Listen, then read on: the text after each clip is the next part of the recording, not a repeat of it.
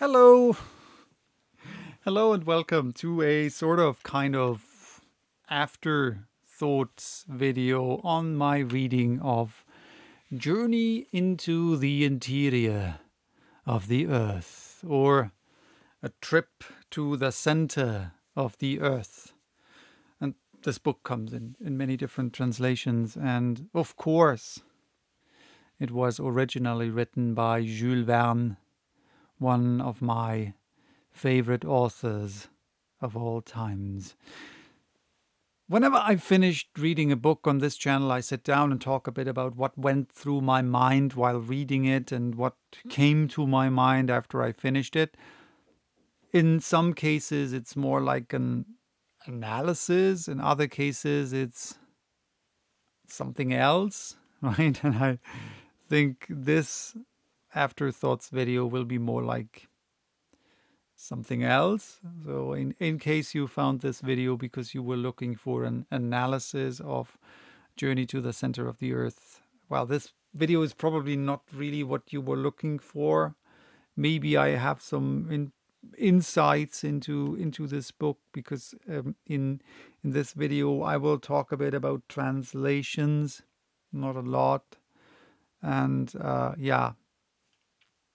whatever. At the end of this video, by the way, I will talk a bit about this whole A Chapter a Day project, how the whole project changed in the last weeks and how it will probably change in the future, because I have an idea, I have a couple of ideas. But yeah, first I want to talk about the book, the reading. I want to talk about translations. I also want to talk about German as well, because not only are there many German references in the book, but also because I am, as many of you know, or at least probably assumed, a native German speaker. I was born and I was raised in Germany, and I think my horrible accent that I never really gotten completely rid of gave it also away. And also, don't mention the war, in case you get the Faulty Towers reference. If you don't know what I was talking about, just do yourself a favor. Go to YouTube and type into the search field, "Don't mention the war." You will see what I was referring to. Alrighty, let's start. I chose to read the translation by Frederick Amadeus Malleson for the simple reason that, from what it said on the wikisource page, it is considered to be the most faithful, though it has some slight rewrites. And since there are only 2 public domain translations on wikisource, it was a no-brainer for me to choose this one, of course. I can't say anything about how close it is really to the original, because while I do have some rudimentary knowledge of French, it is by far not sufficient for me to read complete French novels in their originals. I found a quite interesting quote on Wikipedia on Jules Verne's writings and the way they were treated, or rather mistreated, by translators and translations, and I really want to share this with you. And of course you will find the link to this quote and also the link to the translation I read, to the other translation, and of course also to the French original in the description of this video. All right, the quote. Verne's prose is lean and fast-moving in a peculiarly modern way, but Verne has been particularly ill-served by his English translators. At best, they have provided us with clunky, choppy, tone-deaf prose. At worst, as in the notorious 1872 translation of Journey to the Center of the Earth, published by Griffith and Farren, they have blithely altered the text giving Verne's characters new names and adding whole pages of their own invention, thus effectively obliterating the meaning and tone of Verne's original.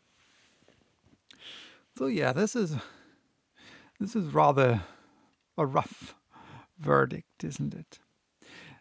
Translations can do a lot of harm to texts.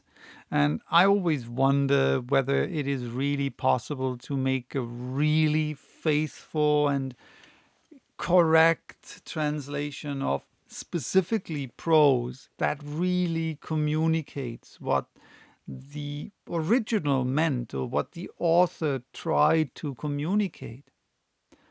About 100 years or so, about 100 years ago or so, at least it feels that far away. I did study German literature and dramatics, and we had classes on, how can I explain that? The theory of transforming a written text, even, of course, a stage play, to a play on stage.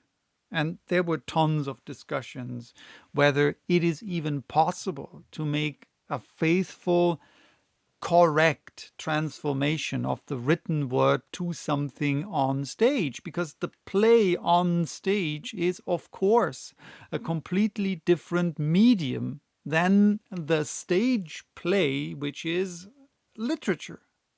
Reading a written description of what someone says or does is very different to watching someone saying and doing things, right? And writing what someone says or does is also very different. So I think you get the gist.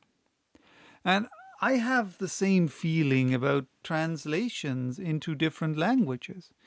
And I stumbled over this thought some years ago when I tried to translate one of my own short stories that I wrote in German into English. And I made a rough translation and sent it to some friends of mine who are native speakers, and I asked them dozens of questions about how to best translate certain parts so that I can really communicate the notions that I had in mind while writing the text in German into their native language, into English. And the more people I asked, the more widely different versions I got, which eventually got me to realizing that there probably is not even a correct way of reading or understanding an original text. Because we ourselves, right, our experiences, our lives, our mood, the way we were brought up, what we learned during our time on this planet, right, while reading a text, that all influences the way how we understand the text. And that can be different on a different day even. And it will be slightly different on a different day. And I see this even with my own texts, right? Reading texts that I wrote years ago now give me a whole different understanding of them. They give me a completely different meaning. Even though the text, the words on the page didn't change. And even though I wrote them myself. So how would it even be possible for a person to translate something faithfully into a different language? Maybe what texts, what stories really are about is how we change them, or how they change in our minds over the course of time. Maybe insisting on that one definition, or insisting on that one understanding of a text is actually killing the text. I mean, life is change. If we stop changing, we're dead.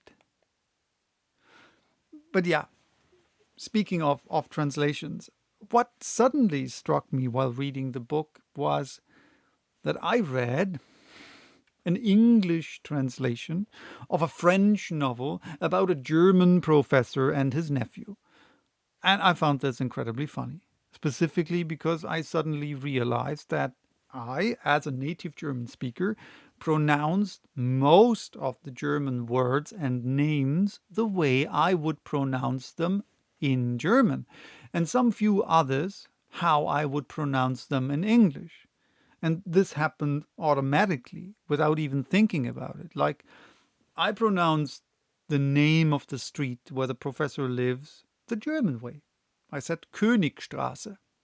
Same for the professor's name. I pronounced it the way I would pronounce it in German and not how I would pronounce it in English. Professor Liedenbrock, which is spelled Lieden,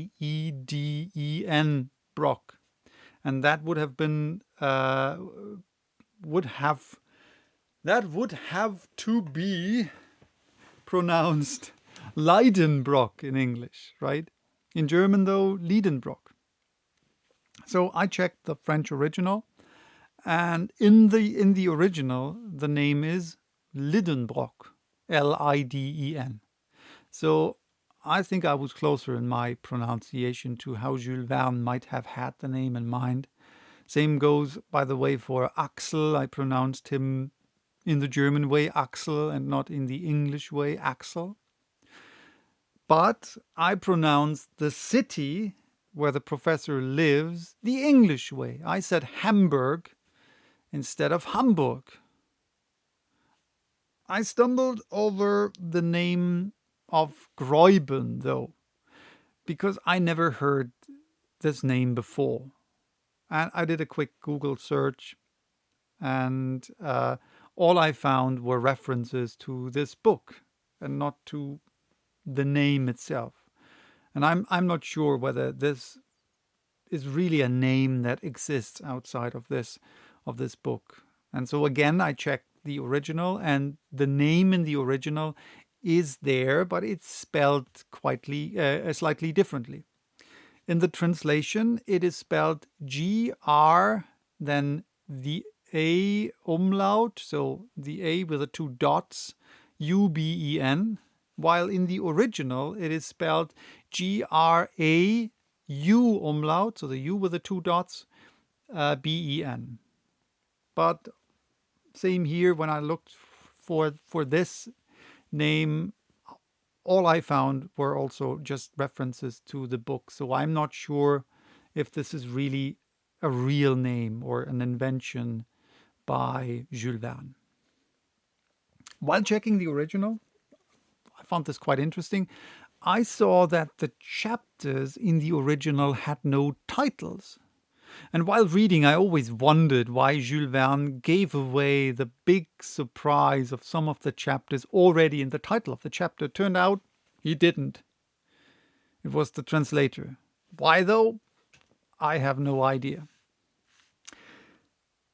There's one funny little thing regarding German that I realized while talking to the boy in the second to last chapter. The professor speaks German.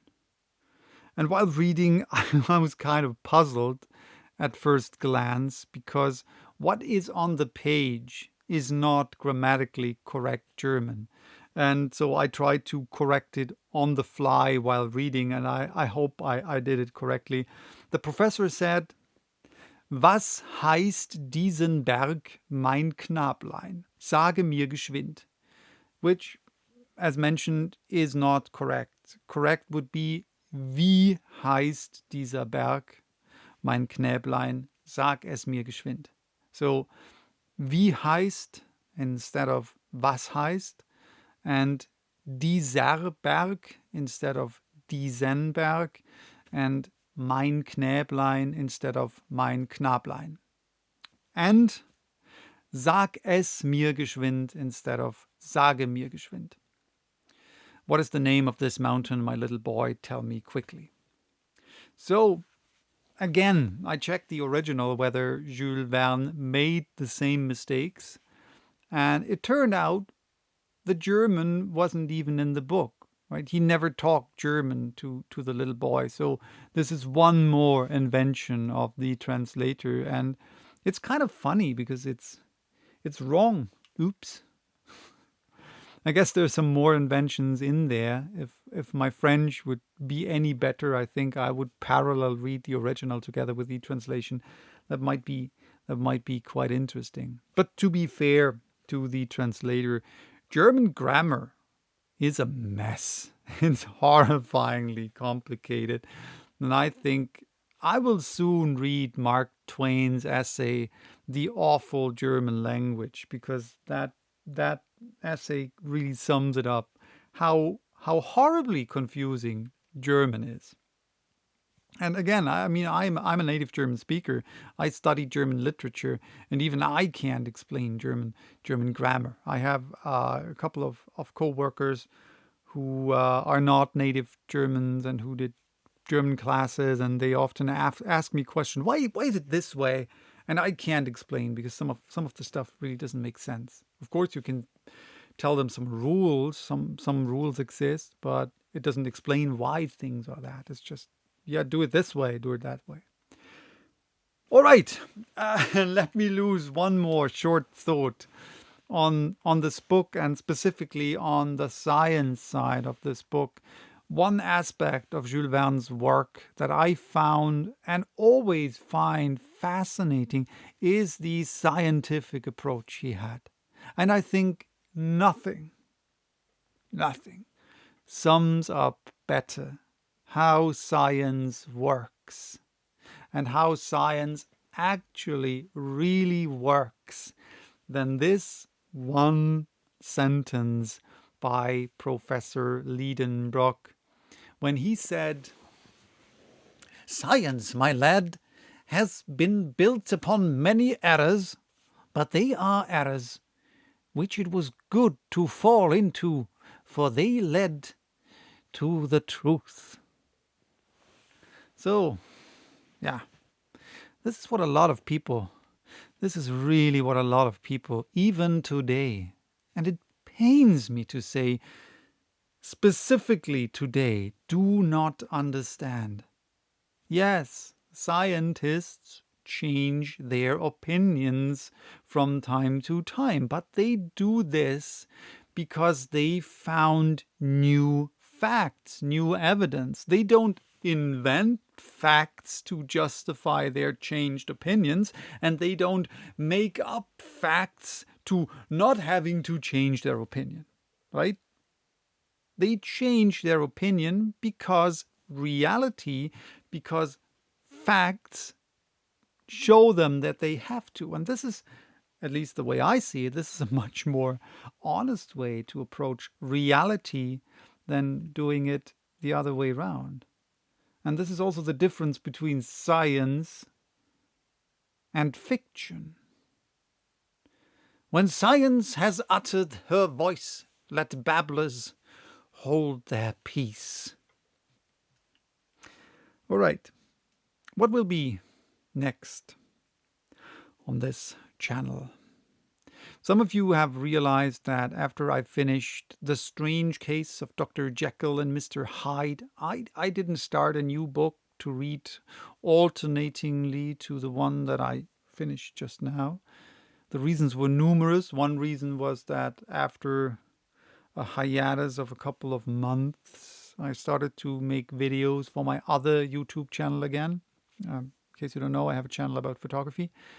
And this eats up quite a lot of my free time. And I really enjoy doing this as well. And this is very different to what I do on here. And I like the change, right? I like the diversity.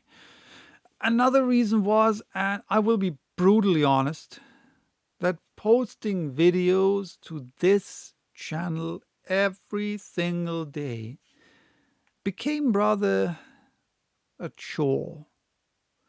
It wasn't, I want to sit down and read anymore, but I have to sit down and read. And I didn't start this channel for it to become a chore. This project was and is supposed to be fun and relaxing for you and for me.